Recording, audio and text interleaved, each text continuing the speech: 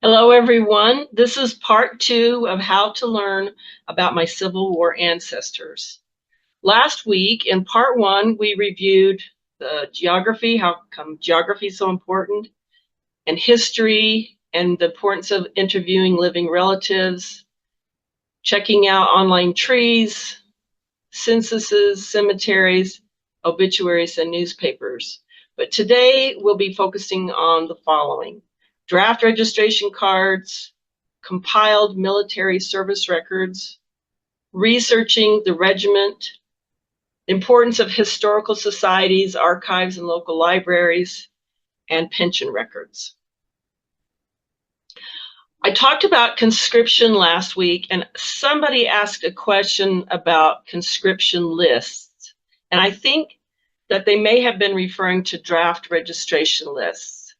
And we talked about 3 conscription acts in the South during the Civil War, but there are a limited number of draft records that are available for the Confederates. Some are at the National Archives, and some are in the custody of the individual state archives, but they're a little bit harder to find.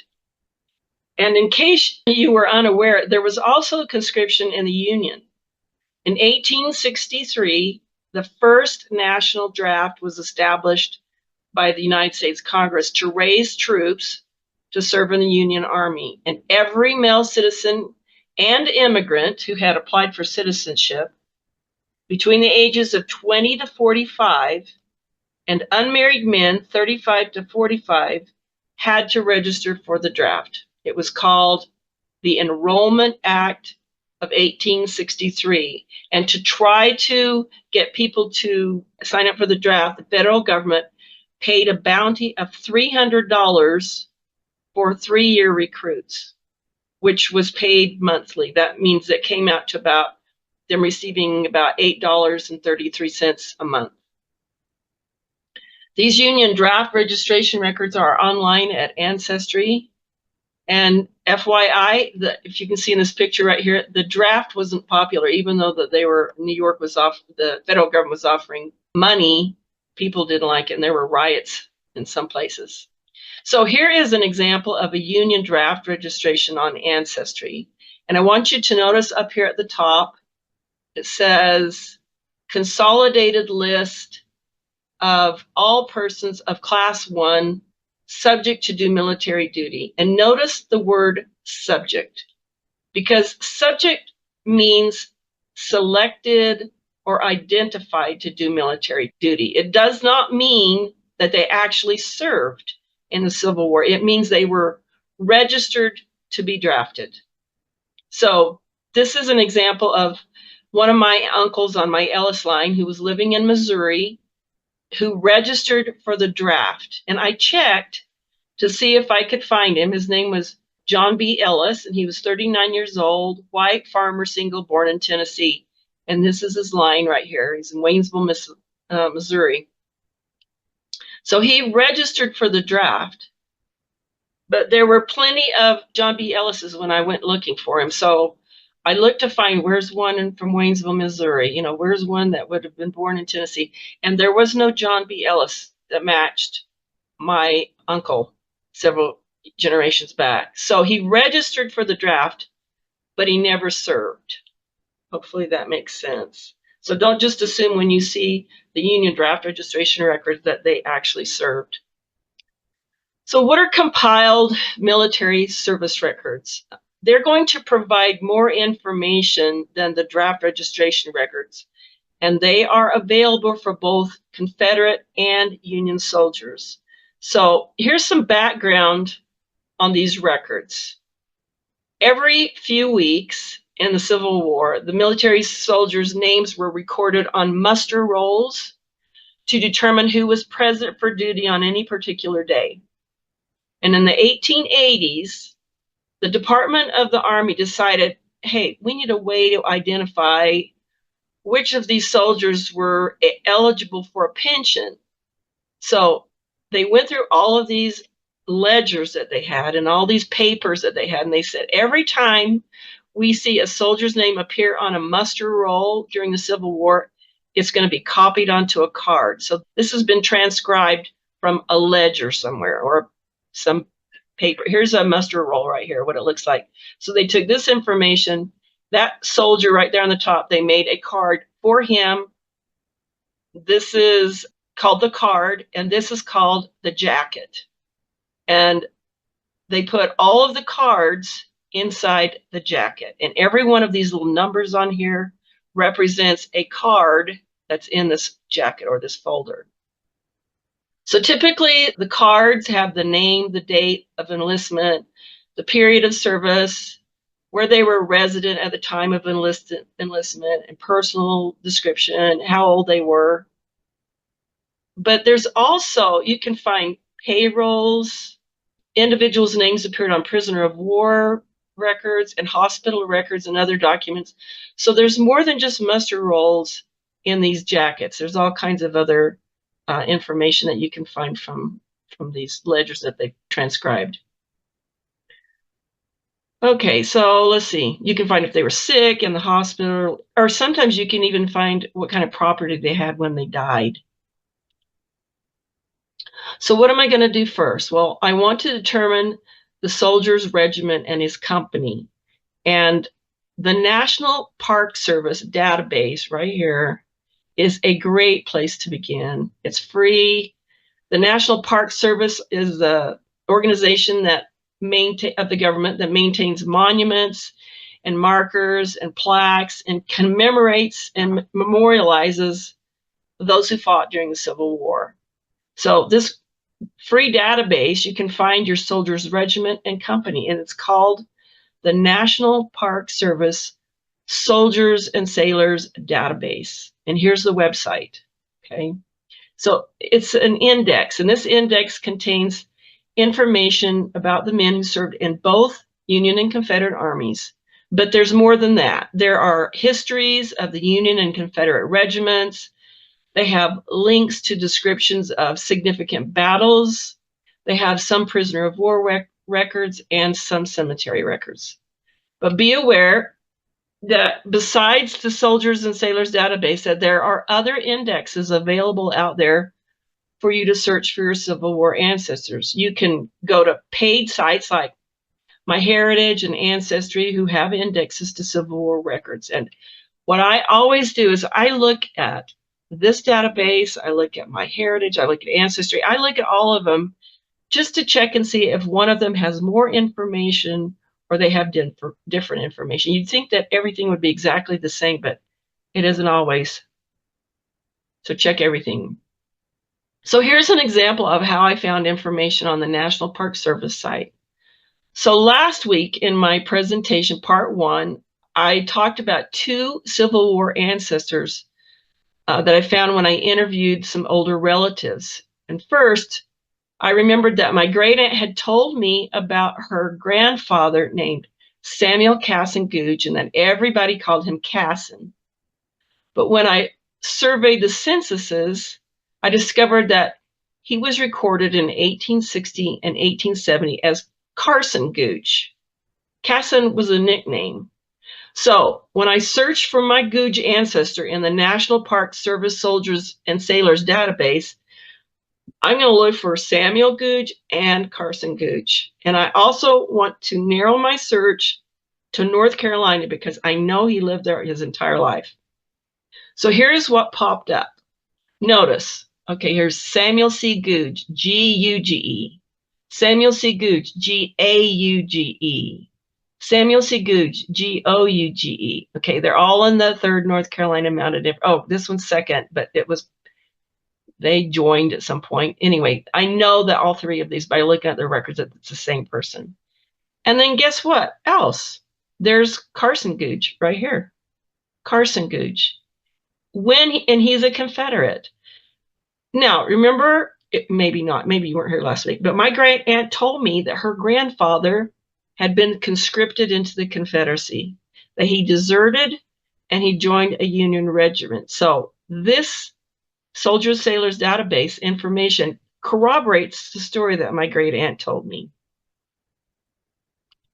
So here's a look at some of the compiled military service records for Carson Googe and Samuel Googe. proving that he served in the Confederacy and the Union armies. And you can see on the jacket over here for Carson Gooch that there's only one card that was in this jacket. They only had one card. And it's entitled The Roll of Honor. The Confederate Roll of Honor was an award that was given by the Confederate States Army to recognize courage and good conduct on the field of battle. And I find that so ironic because he actually deserted later. It lists when he entered into service on July 11th, 1861, and that he was 18 years old and that he was a volunteer. My grandmother had said he was conscripted, but this says he was a volunteer. Now, if you remember from last week, if you joined in 1861, that was before you were conscripted. So he was one of the very early people to go into. He wasn't conscripted. So this jacket right here is for all the cards for when he was in the Union Army, and there are 8 cards in this jacket. So here's one of them. It says most of the cards that were in this jacket showed that he was present and accounted for in the muster rolls, but one of them was information taken from the company descriptive book, and it included his name. Should have had private right there. There's a blank for private. Had his company, his regiment, his age. I thought it was interesting when they said, when did you enlist? He put 18, which was how old he was when he enlisted into the Confederacy.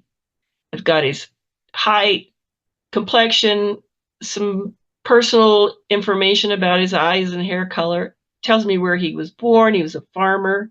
And that he enlisted in March 25, 1864 in Mitchell County, North Carolina. And that he was mustered in, this was when he joined, then he's with the troops, on August 10th, 1864. So we can tell by this card that he was out of the Confederacy by March 25th, 1864. But I'm going to need to do some more research on the regiments to fill in what's happening between 1861 and 1864. Where was he? By the way, all of the compiled service records are on Fold 3. So I searched for another ancestor named Henry Dixon that we talked about last week on the same database, Soldiers and Sailors database, and there were 89 men named Henry Dixon. And we know, of course, we know that many of these men have multiple entries for the same person. But I discovered that 73 of these 89 entries were Union soldiers, and only 16 were Confederate, and that only 2 of the 89 indexed entries were from Virginia. And I know that my Henry Dixon was born and died in Washington County, Virginia, so I'm going to look at those 2. So this shows that he was in the militia in Washington County, which is like a local home guard for a while. And then the other index entry has him also serving in the 63rd Regiment Virginia Infantry. So because I didn't know anything about this, I Googled that regiment and discovered that that regiment was organized in Abingdon, Washington County, Virginia. So this is the same person. So he started out working in the militia, and then they moved him into the 63rd Regiment. So now that I know from the index that Henry Dixon served in the militia and in the 63rd Virginia Infantry, the next step is to search the compiled military service records on Fold 3.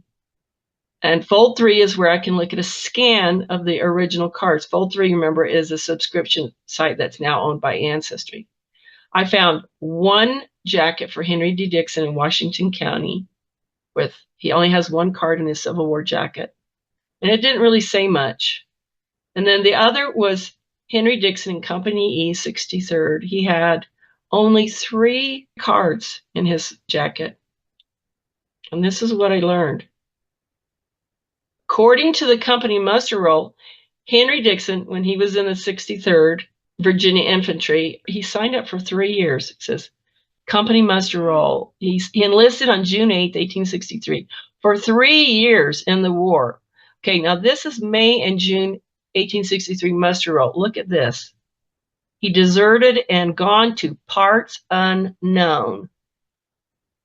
And he enlisted in June, and he's already deserted. Okay, then I look at another one of the cards, and this is September to October 1863.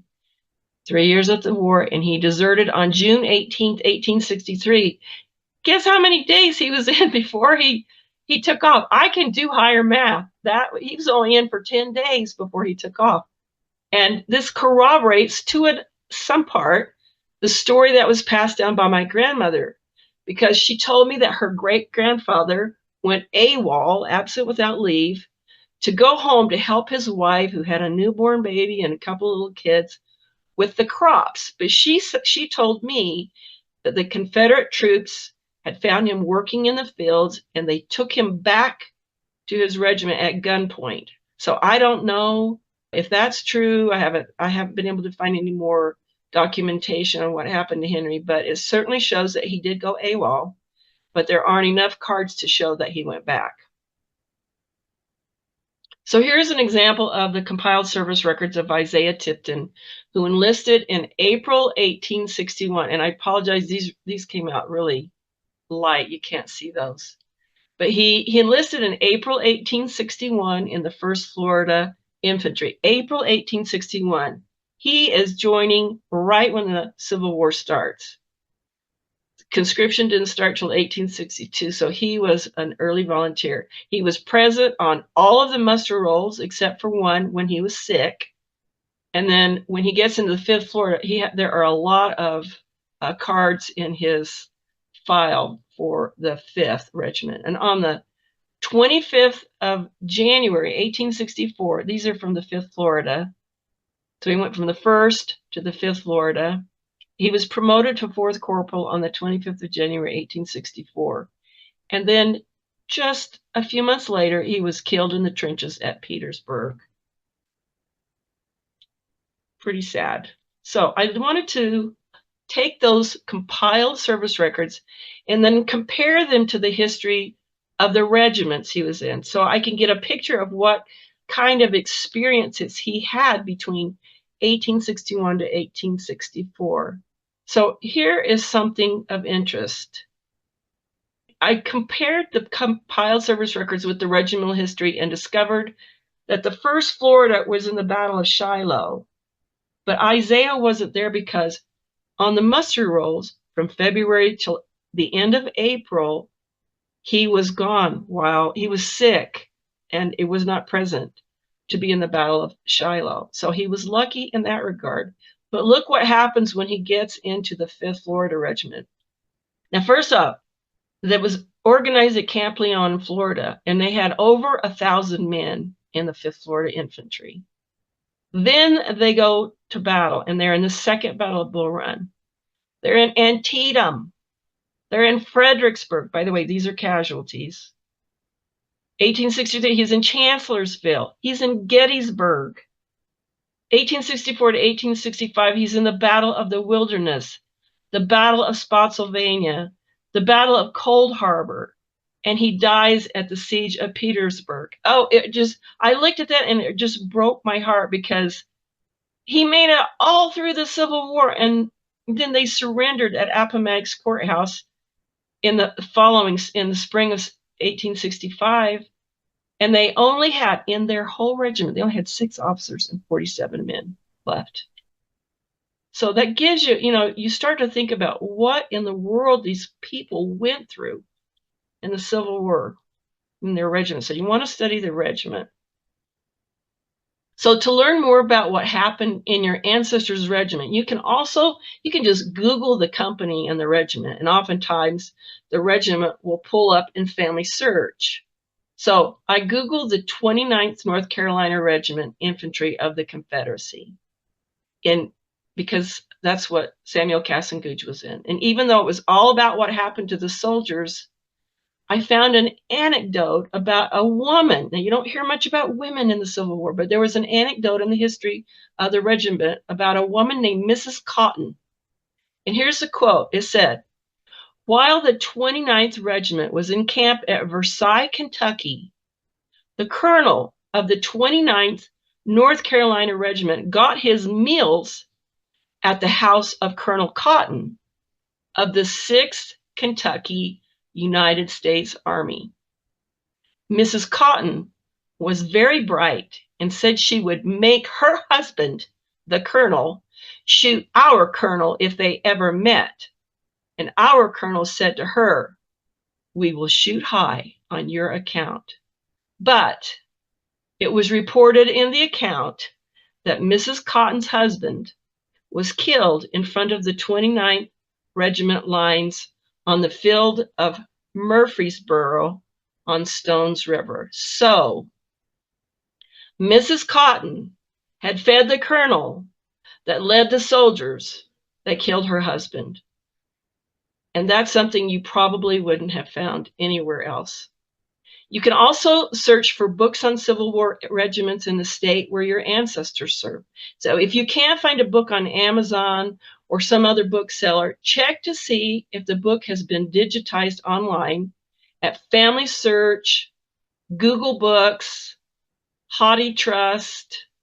HathiTrust is at universities or community colleges, and it's a digital library with millions of books from collections and libraries all around the world. And there's also, you can find journal articles about regiments on JSTOR, JSTOR, and you can access online journals about the Civil War.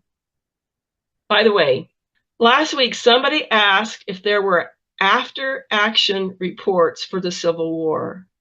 And I hadn't ever run across that. I had to look it up, and I found out that after-action reports are historical records that document combat operations of U.S. military units, and they are stored in the National Archives, but they only cover from World War I through Vietnam, not for the Civil War. But there are companies' record of events that are available for Confederates and Union soldiers in the National Archives, and they tell about the battles they were in. Remember, by comparing what you learn about your regiment to the soldiers' service records, you can hopefully figure out where they served and what battles they were engaged in. So if I find a title for a book that I want and it's not on Amazon, I will check to see if there's a copy of that book nearby where I live on WorldCat.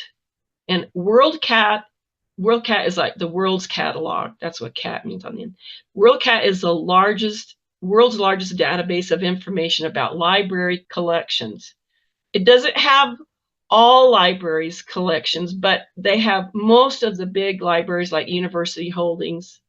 And they list the closest library. So if I looked up the dreaded 13th Tennessee Union Cavalry, if I wanted to find where I could track that book, is it close by me in some library? If I go to WorldCat, it will tell me what libraries it's at. It even tells you how many miles away it is. And so I use this WorldCat all the time because I live in Utah, and I'll find a book online that I think, oh, I need to read that one, or I need to research that one. And so I'll look the book up on WorldCat to see if it might be at the Family Search Library in Salt Lake City, or if it's at the BYU Library in Provo, because I live kind of in the middle of Provo and Salt Lake City, and I will go to either one to find that book. And don't forget to contact historical societies and archives and local libraries with the genealogy section in the area where your Civil War ancestor lived, because I'm telling you, these people that are archivists and librarians are superheroes. They should have a cape on because they know where to find stuff. They can find things that I could spend hours looking for, and I make one phone call to an archive and they can say, oh, just look here, this is where you go. And they save so much time. So always take advantage of archivists and historical societies and libraries. So the best way to find them is to Google Family Search Research Wiki. And the search bar will come up, and you're going to enter the county and the state where you're looking. And these links are going to pop up, and you're going to click on them, and it'll take you to the locations for contact information for archives, libraries, museums, and historical societies. And you can also, if you Google and the search bar comes up, you can also just search for the state, and it will pull up state archives, like Tennessee State Archives, or here's Washington County, Tennessee, which is one of my favorite places I've been. And East Tennessee Historical Societies has records on all the people of East Tennessee. If your ancestor lived there, that's a great place to search. And don't forget to check the holdings at the Family Search Library in Salt Lake City. It is the largest family history library in the world, and many other holdings are digitized. So here's a website address, and then it will pull up their holdings. And let's say you're looking for wills, it will tell you it's not available. It's available at another library, and you click on it and it tells you where. Or in this case, it says it's available online. So a lot of their things they have are online. All you have to do is click access online, and then you've got access to it, and it's totally free. So we're going to move on to my favorite topic, which is pension records. The National Archives does not have pension files for Confederate soldiers because, remember, Confederates seceded from the United States, so they're not going to provide a pension for them. So you're going to find Confederate pensions for Confederates in the state for them and for their widows or their minor children. They'll be in the state archives. And some of the state archives may have posted pensions online, but you'll have to contact the state archives to find that out. So here are the states where you can find Confederate pensions. And notice, wait a minute, Kentucky, Missouri, Oklahoma, they weren't Confederate states, but the Confederate veteran was eligible to apply for a pension to the state in which he lived, even if he served in a unit from a different state. So apparently there were people who had formerly been Confederates that were residing in Kentucky, Missouri, and Oklahoma. So the pension records will be in the state. Generally, a Confederate veteran was eligible for a pension only if he was indigent or disabled. And this website on the National Archives will take you to the state repositories for Confederate pension records. So it will also give you the contact information and available online links to Confederate records. Even though they don't have the pensions at the National Archives, they'll show you where to go to find them. So here's an example. This is Alabama. It has contact information at the National Archives where you can find for the state of Alabama. So here's the archives to go to. And notice the blue links. Also, oh, look at this. In 1867, Alabama began granting pensions to Confederate veterans who had lost arms or legs. In 1886, the state began granting pensions to veterans' widows. In 1891, the law was amended to grant pensions to indigent veterans or their widows. Indigent just meaning poor. So also notice their links. This shows that there's service cards on file, and there's brief historical sketches of military organization, and then there's the Alabama Confederate Pension and Service Record. So they have links to where you can go to find information on your Confederate ancestor. But be sure, if you ever contact one of these repositories like this, that you're prepared to give them the Confederate veteran's name, his widow's name, the units that he served in that you know of, and the counties in which he and his widow lived after the Civil War. Here's another example of contact information on the National Archives for North Carolina. They include a link to North Carolina Confederate soldier and widows applications at Family Search. So this is a great source for you to find some more locations for Confederate records. The last topic today, I'm going to talk about pension index cards. And the Union pension files were indexed by the National Archives. And you can also find the index available online at Ancestry, Fold 3, and Family Search. The pension index cards are going to lead you to your ancestors' pension records. Okay, this is an index we're talking about, but it's going to lead you to the pension records. Remember, when you're searching, that there are many people with the same name. So it's important to have some information when you search the index. So you better know the regiment number, their company, about when they were born and when they died, where they lived, because that's going to help you weed out and narrow down your search so you don't pick somebody that has the same name and go off in the wrong direction. So let's take a look at my second great-grandfather's pension index card. If a veteran, David M.C. Tipton, if he survived the Civil War, he applied for a pension based on what was allowed by law at the time of his application, which might be the loss of a limb or an eye. He had to have disabilities from wounds or disease incurred while he was in the service. But over time, as the veterans got older, the laws became more liberal about who could get a pension. And if the veteran lived long enough, he could get a pension just because of his old age.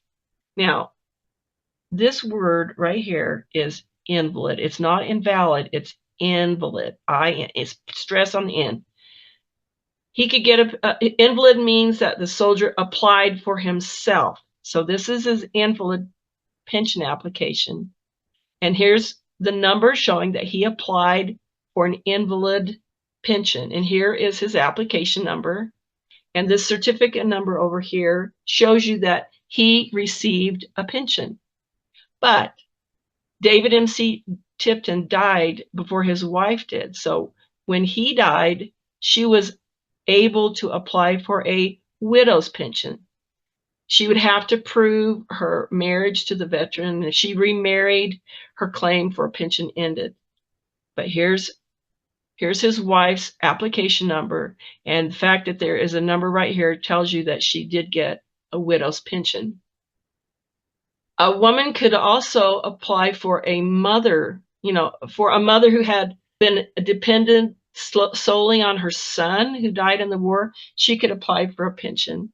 And minor children under the age of 16 could also receive a pension.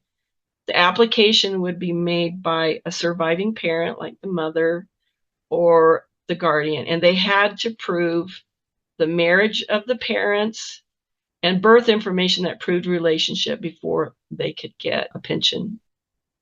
So some of you are probably thinking, well, I know mine was in the Civil War, but how come I can't find any pension records?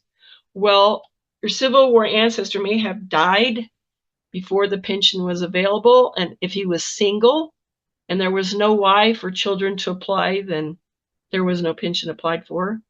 If he deserted or was dishonorably discharged, then he wouldn't get a pension. He had to serve at least 90 days. If he was affiliated with the Confederacy at some points, if they had proof that you were part of the Confederacy, you could be denied. So all of those are reasons why some might not get a pension. So if you have ancestors who fought in the Union Army during the Civil War, you need to search the Union Army pension files in the National Archives, because there is a good possibility that they applied for a pension. It's free money. The pension records tell information about the service in the war, their life after war, details about the family, and the pension file is usually between 50 to 100 pages long. All kinds of documents. There's only about 5% of all Union Civil War pension records online. The rest of them, 95 to 90%, are at the National Archives in Washington, D.C.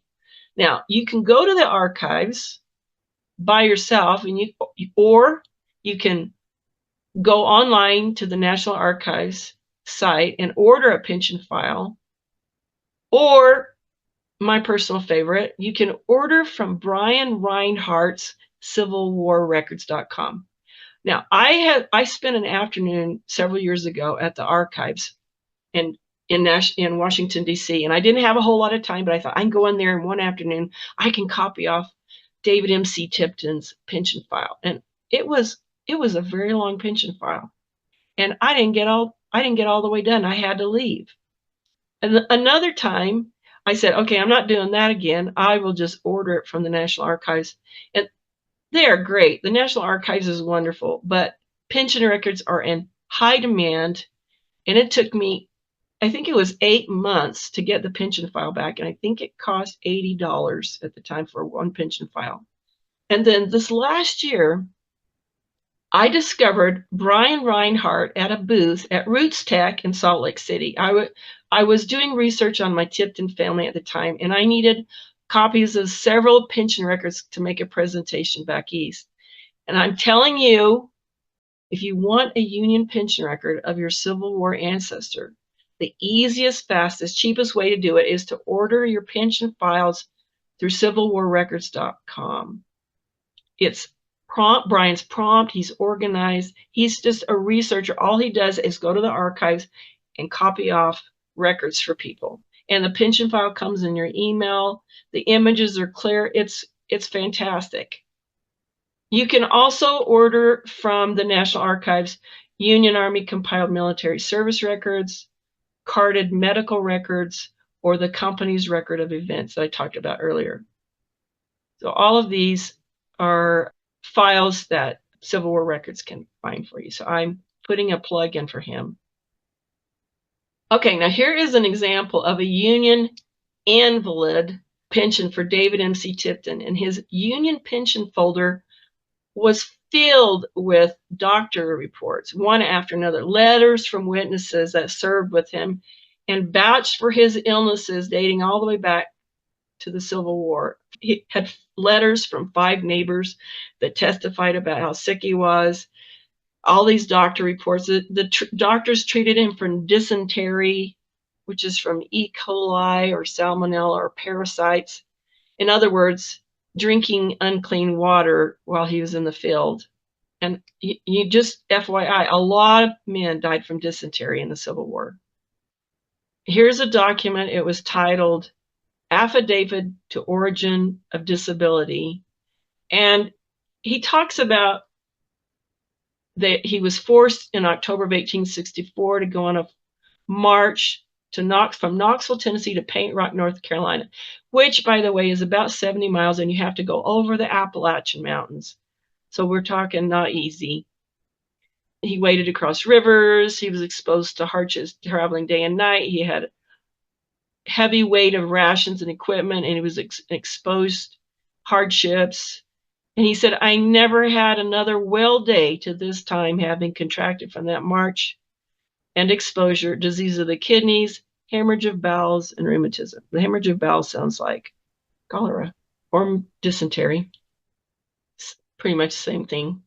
After he died, by the way, this is what he died from. His wife, Sophrona, applied for a widow's pension, and she supplied their marriage information in the pension records. But mostly his was page after page after page about his terrible health that he had.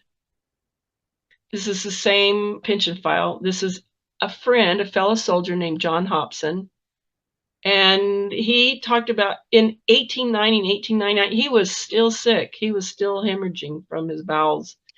And so he obviously had bowel disease as a result of being in the Civil War. He was 57. He had to use a cane to walk. His health was just totally destroyed.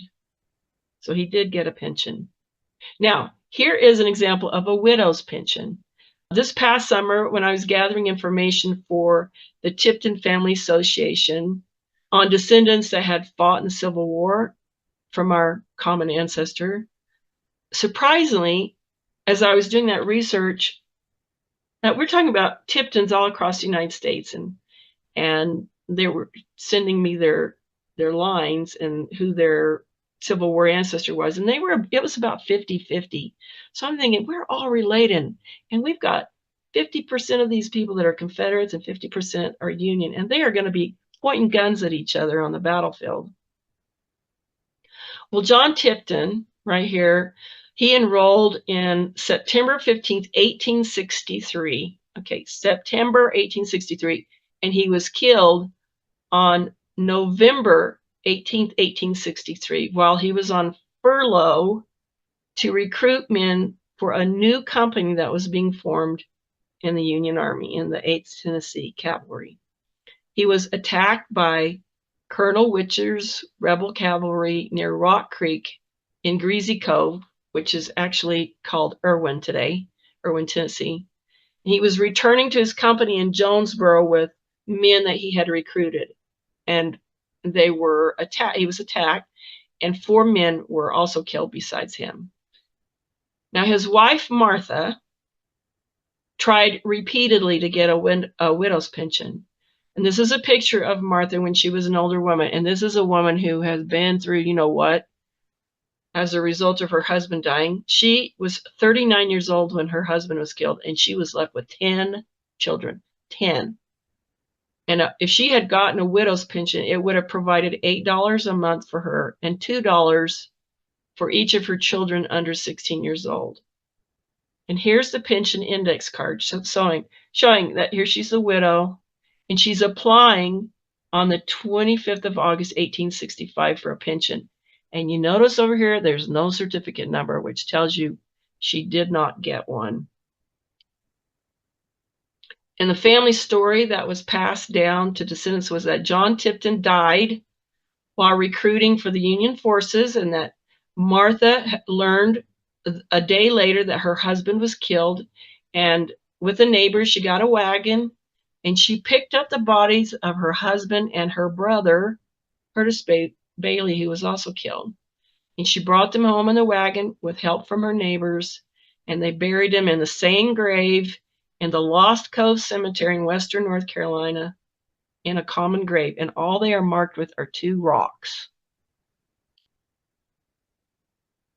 So what does her pension application contain? As she tries over and over and over to get a pension to try to help her survive with all these children, she provided the name and birth dates of her children, marriage date and place, who married them. She gave details about how her husband died in Washington County, Tennessee, how he was killed when he was leading 16 recruits back to Tennessee, his enlistment date. Friends and soldiers wrote letters testifying in behalf of her. She gives the name of the woman who helped her take a wagon to go get her husband, gave the names of people that assisted at his burial. She said that he was buried a half a mile from his home on a hill in the same grave with his brother-in-law, and the names of the other men that were wounded or killed. So, I mean, where am I going to find all this? Somewhere else. There's 150 pages of letters and documents that included all this. But the reason that he was denied was because that John Tipton's company was just forming, and he was enlisted and assigned to recruit, but he had not been mustered in. So they said, since he has not been mustered in, we cannot give you a pension. Here's another example of a mother's pension. Catherine Honeycutt Tipton had a son named Wiley Tipton. Notice this.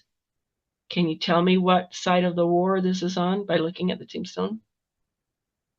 Okay, he was from the 13th Tennessee Cavalry, and he was killed in 1864. He was 21 years old, and her husband, Joseph Tipton, was killed in 1865. And they're both on the side of the Union, and here's the son, Wiley Tipton's tombstone in a cemetery in Unicoi County. I assume his father is buried. This is this tombstone right here. I found this cemetery this last summer. I was so excited to find, I'd read about all this poor family, and then I finally found where Wiley was buried. And I assume that's probably see that rock right there? I'm guessing that's probably where his dad is buried. I know that those are 2 Tipton boys that were killed by Confederates, but it doesn't say who were under the rocks, and I think that might be Wiley's dad. It says this from Wiley's military records. It said he was wounded at Carter Station.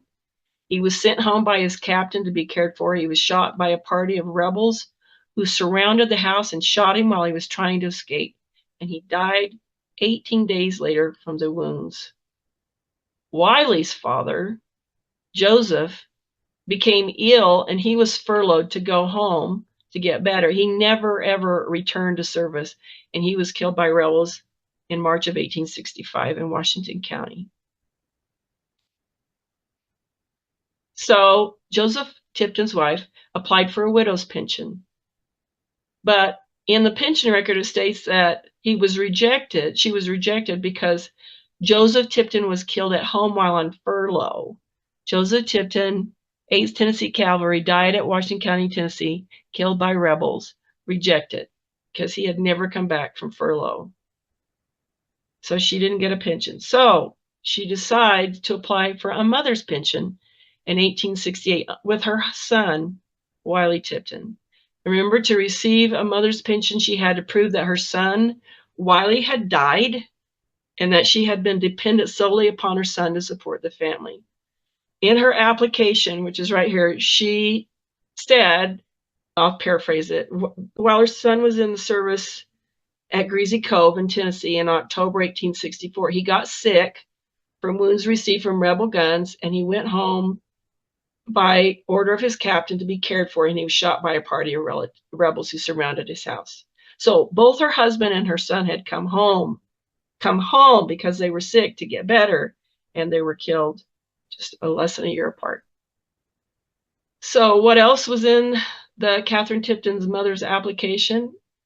Well, a proof of marriage, names and birth dates of all of her children, accounts of Joseph's health, her husband's health, Joseph's service, accounts of how Joseph died, a record of all of her assets, letters from neighbors and relatives confirming her son's support of the family. You know, all these letters talking about how hard this kid worked to try to feed the family because his dad was so sick. And I just wanted to read one quote from the pension record because I think it really gives you a picture of what life was like for these people in the Civil War, especially this family. It said, quote, proven that Joseph Tipton, this is her husband, was a weakling man, and shown by medical testimony that for at least 6 years prior to his death, he was unable to support his family because of chronic rheumatism. The claimant, which is Catherine, has no real estate, and all of her personal estate is not worth over $150. And the son contributed by his labor regularly to support for 3 years prior to enlistment, and at least $8 a month. And for some years previous to 1860, he worked for boys' wages, and the same were used for the family. Before he died in October 1864, he gave her a dress and $35 in notes, unquote. Now, I ask you, doesn't that give you a picture of this family and what they went through? So, in summary, today in part 2, we talked about additional ways to learn more about your Civil War ancestors. So, check to see if your Union ancestors registered for the draft, but remember that only means they registered. That doesn't mean that they actually served. Make sure to go through compiled service records. Research the regiment. Then compare those service records next to the regiment history to determine what battles your ancestor may have participated in. Explore historical societies and archives and libraries from the area where your ancestor lived, because archivists and librarians know where to find things. They're so helpful.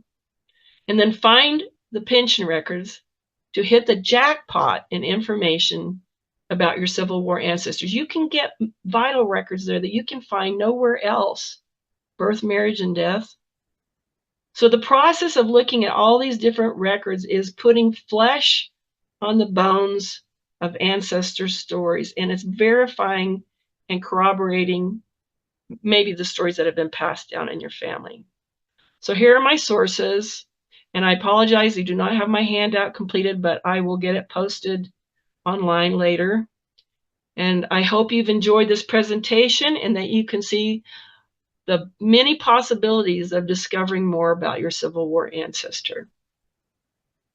Sister Lefler, there's one question, and Okay. it's, I have a USCT soldier who died after the war, and I'm not sure if the soldier died in 1875 or 6. Would that have had to be reported? Okay, now say the first part of it again. I missed the first part of your question. Died after the war, and not sure if it was in 1875 or 76. Would that have had to been reported? Well, if he's applying for a pension, I mean, the pension records, they're going to keep track of when somebody died because they want to stop the pension going to, so they will definitely report that. But as far as, I mean, once they're out of the war, if they didn't apply for a pension, then I don't know exactly where you're going to find it other than a death record. But in 1875, where were they in 1875? What state? I'm not sure. Well, there's not a lot of early vital records for 1875. So what I do when I've got a situation like that is when there's no pension record or there's nothing militarily where I can find a death record, I'll go to the censuses and do a census survey and say, okay, when did they disappear? And then I'll also look for tax records and look at every year when I know that they were alive, look at the last years of their life and then find out when they disappear, because when they disappear from tax records is when they died or they've moved on. And if the rest of the family sticks around, if they're still on the land where it was being taxed, it's very likely that they died in the same place as where the land was that was being taxed.